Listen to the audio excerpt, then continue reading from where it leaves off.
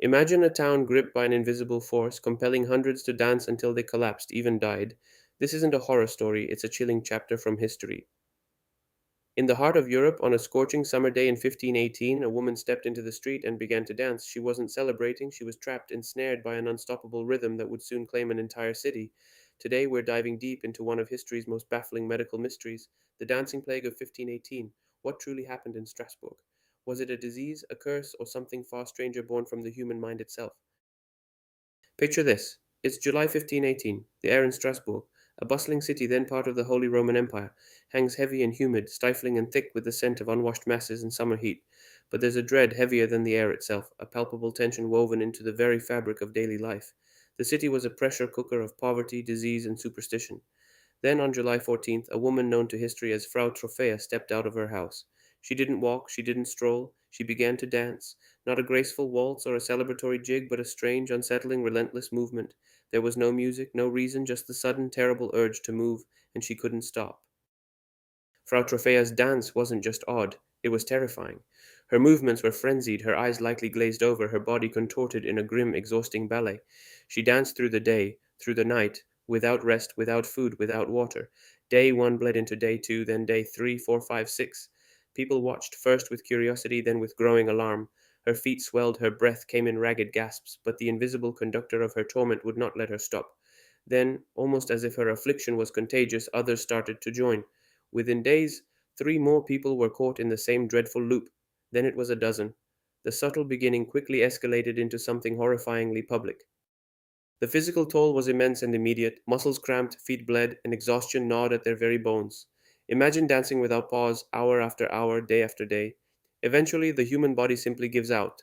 Some collapsed from heart attacks, others from strokes, and many more simply from sheer, utter exhaustion, their hearts giving up under the relentless strain. The streets, once filled with the mundane sounds of city life, were now accompanied by the shuffling, stomping, and gasping of the unwilling dancers. Death began to claim those caught in this bizarre epidemic. What began as a localized oddity quickly became an epidemic. Within a week, 34 people were dancing. By August, reports claimed over 400 individuals were caught in this horrific unseen rhythm. It spread like wildfire, a malevolent invisible force pulling more and more citizens into its bizarre grip. From young children to old men, rich to poor, no one seemed entirely safe. The streets of Strasbourg became an open air dance floor of doom. This wasn't a choice. These people were compelled, their bodies driven by an unseen force, their minds trapped within a horrifying loop of perpetual motion.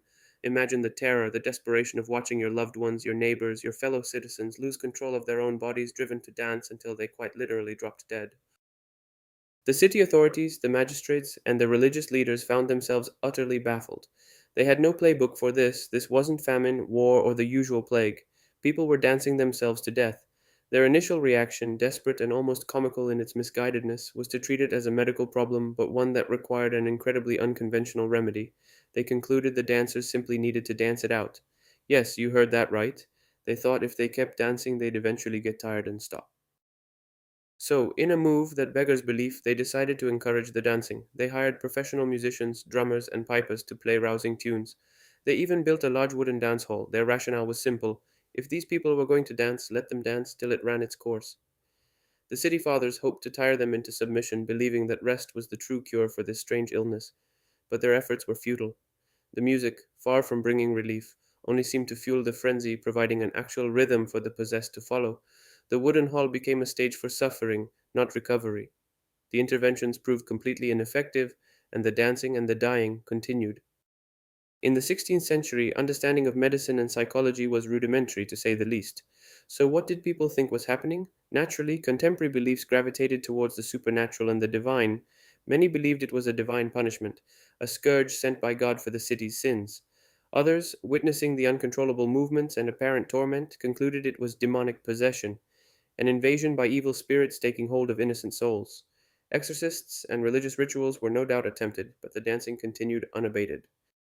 Fast forward to today, and modern science offers a few compelling, albeit still debated, hypotheses. One of the most enduring theories is ergot poisoning, also known as St. Anthony's fire. Ergot is a fungus that grows on rye and other cereal grains, especially in damp conditions. If consumed, it can cause a terrifying array of symptoms, including convulsions, spasms, hallucinations, a burning sensation in the limbs, and even gangrene. The link seems plausible. Rye bread was a staple, and the conditions for ergot growth could have been ripe. Imagine dozens of people hallucinating and suffering from uncontrollable muscle spasms. It certainly fits some of the observable symptoms. However, many historians and medical experts lean towards another powerful explanation: mass psychogenic illness, or MPI. MPI, sometimes called mass hysteria, describes a condition where physical symptoms, for which no physical cause can be found, spread rapidly through a group of people. It's triggered by psychological stress, anxiety, or fear, often amplified by suggestion and a shared belief in the cause of the illness. Think about it: a city already reeling from hardship, illness, and constant fear. The sight of one person dancing uncontrollably, coupled with the prevailing superstitious beliefs, could easily have tipped fragile minds into a shared delusion, manifesting as this terrifying physical symptom. The powerful human mind, under extreme duress, can play tricks we barely comprehend. To truly grasp the horror of the dancing plague, we have to understand the world it erupted in. 16th century Strasbourg was not a peaceful utopia. It was a city perpetually teetering on the edge of disaster. Poverty was rampant, hunger was a constant companion, and diseases like smallpox and syphilis were endemic, constantly thinning the population. Life was short, brutal, and often miserable. This was a time when religious fervor ran deep, but so did superstition. The line between divine will and demonic influence was often blurry. People lived in constant fear of God's wrath, believing that every ill fortune, every inexplicable event was a sign or punishment from above. The concept of medical science as we know it simply didn't exist. Doctors often relied on ancient texts, astrology, and bloodletting. The general populace attributed sickness to humors, bad air, or supernatural forces. Fear of the unknown was a dominant force, shaping daily life and decision making. Imagine living in such an environment where a single bad harvest could mean starvation and a fever could mean death. This constant, grinding desperation and pervasive anxiety created fertile ground for anything unusual to take hold and spiral out of control. When something like Frau Trophea's dance began, it wasn't just a bizarre occurrence. It was immediately interpreted through the lens of their deeply ingrained fears and beliefs. The dancing plague of 1518 remains one of history's most captivating and unsettling enigmas. Despite centuries of inquiry, its exact cause remains elusive. Was it simply a case of ergot poisoning, a grim accident of contaminated grain? Or was it the ultimate manifestation of human psychological fragility, a mass hysteria triggered by overwhelming stress and fear, an entire community dancing out its collective trauma? Perhaps it was a combination of both, a perfect storm where a physical trigger met a psychological breaking point. This bizarre episode serves as a powerful historical reminder of the immense, often terrifying power of the human mind, both individually and collectively. It shows us how easily fear and desperation can twist perceptions and manifest in unexpected, even deadly ways. The dancing plague continues to fuel speculation, scientific study, and endless fascination, pulling us back to a time when the boundaries of understanding were far more fluid and the strange could truly claim a whole city. It's a stark, compelling example of a world where science, religion, and human fragility collided in a dance with madness that echoes through the ages.